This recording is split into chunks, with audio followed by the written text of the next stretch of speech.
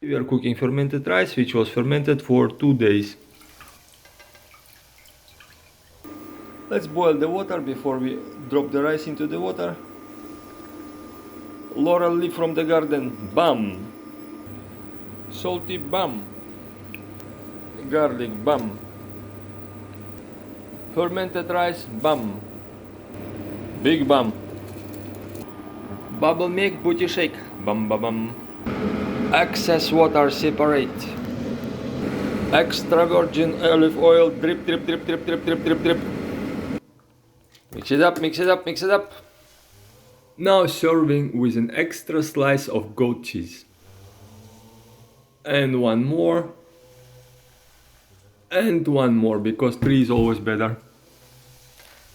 And now the extra smart question, why do all of that? The short answer is because fermented foods contain more vitamin B, different vitamin Bs, than meat. And as you know, vitamin B is essential for the body.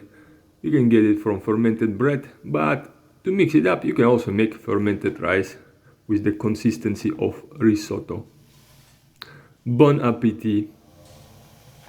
Ta-da!